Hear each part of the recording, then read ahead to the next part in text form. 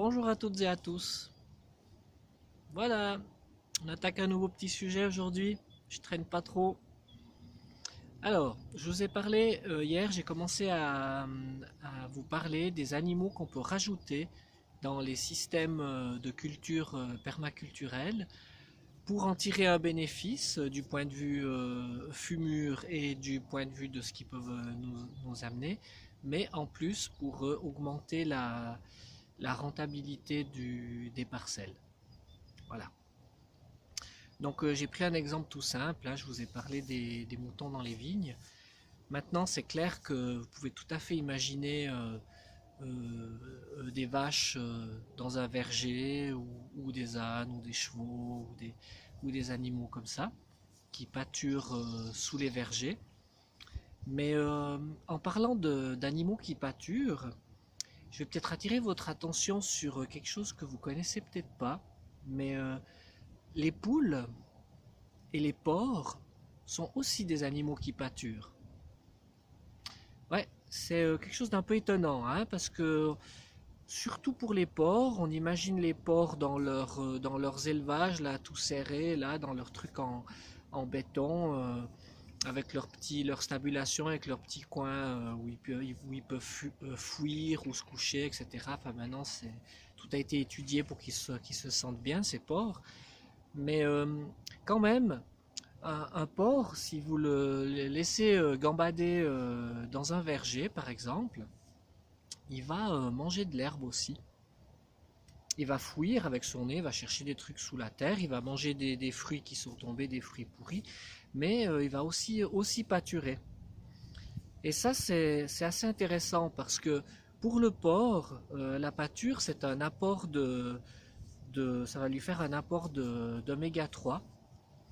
Et ça, c'est quelque chose de très important pour son développement et puis aussi pour la qualité de la viande hein, qu'on en tire après. Nous, on en a besoin aussi de ces graisses-là et elles sont importantes pour nous aussi. Même chose pour les poules. Les poules, bah ça, je pense que vous avez déjà vu. Alors ça, c'est quand même un peu plus courant. Des programmes où vous voyez les poules qui pâturent sous un verger ou, euh, ou dans des cultures ou comme ça. Si vous avez fini une culture quelque part et que vous mettez les poules elles vont vous manger tout ce qui reste, elles vont gratouiller le sol, elles vont chercher des vers, elles vont retourner un peu le sol, on appelle ça le tracteur à poules. C'est quelque chose de très connu en permaculture et elles nous rendent un service qui est très précieux. En plus de nous donner des œufs tous les jours, qui est une source de protéines régulière et vraiment très facile à produire quand on a des jardins, quand on a suffisamment de déchets pour ces poules. Donc que ce soit les poules ou que ce soit les porcs, c'est des animaux qui permettent de valoriser les déchets de la production maraîchère et qui permettent aussi des pâtures. Par exemple, si vous avez des vergers qui sont trop petits pour mettre des vaches ou des gros animaux, vous pouvez pâturer ça avec des porcs ou des poules. Bien sûr, il faut alterner, il y a toute une répartition à faire. Ça paraît peut-être un peu étonnant hein, ce que je vous dis parce que quand on dit porc, on imagine le champ de boue, donc on dit non, nous on veut pas ça, on veut pas un marécage de boue sous nos arbres. Mais c'est pas de ça que je parle. Hein. C'est vraiment des pâturages qui sont assez grands et qui sont proportionnés au nombre de porcs. Aux États-Unis, il y a des gens qui se sont lancés là-dedans. Hein.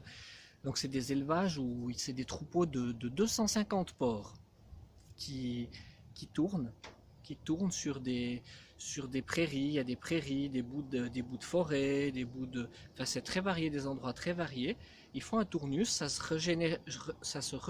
régénère pendant qu'ils vont ailleurs, etc. Et ils reçoivent un complément de céréales et simplement ils déplacent l'installation pour les nourrir. Même chose pour les poules qui pâturent, elles ont des poulaillers mobiles et on déplace le poulailler régulièrement sur la prairie. Les poules ne sont pas toujours au même endroit, elles se déplacent. Voilà. Si par exemple les poules passent après les vaches, elles vont manger de l'herbe, mais elles vont aussi manger les vers qui sont dans les bouses. Ça veut dire elles vont éclater les bouses, elles vont étaler les bouses. Donc plus besoin de faire ça, pas besoin de passer avec un tracteur qui est lourd puis qui tasse pour faire ça. Elles auront fait ce travail, elles vont répartir les fientes, elles vont manger dans les fruits tombés, elles vont manger les vers, elles vont manger les larves, plein de choses qui sont dans le sol, ce qui va diminuer fortement la pression des attaques, par exemple du ver de la pomme.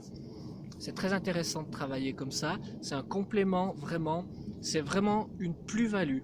Au lieu d'avoir un verger avec de l'herbe qu'on fait que tondre, parce qu'on ne peut pas mettre d'animaux, parce qu'on utilise des pesticides ou parce que c'est embêtant, parce qu'on passe sans arrêt avec des machines, avoir un verger qui soit à double fonction, qui soit pâture et qui soit aussi production de fruits, c'est une plus-value pour l'endroit.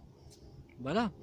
Maintenant, on peut imaginer un verger avec encore des cultures en plus. Comme je vous ai déjà parlé dans les autres vidéos, avoir des secteurs de culture, des secteurs de pâturage, des secteurs avec où les poules qui vont faire un tournus là-dessus, qui vont aussi venir par exemple l'hiver sur les bandes de culture, faire leur travail, si c'est des cultures qui sont libres l'hiver, qui sont par exemple que l'été, etc.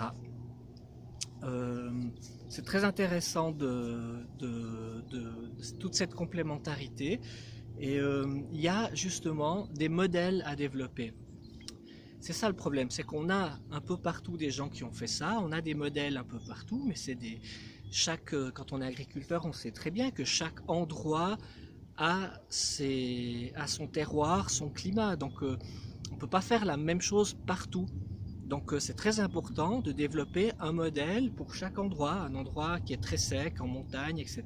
ou un endroit qui est plutôt à l'ombre, un endroit de plaine, etc. On ne pourra pas faire les mêmes choses partout.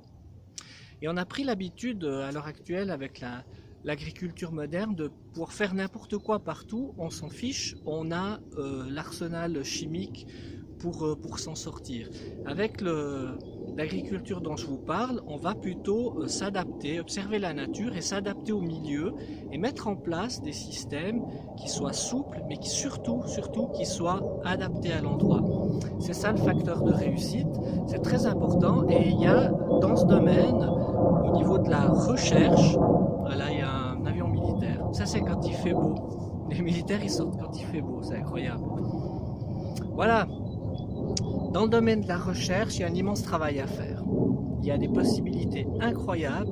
Si on a envie d'être à la pointe, si on a envie de développer une agriculture qui soit productive, qui soit intensive, mais qui puisse se passer de l'agrochimie, ça serait fantastique. Voilà, il y a du boulot. Une idée de plus. Je vous laisse un peu réfléchir à ça et puis on se verra la prochaine fois pour un autre thème. Hein?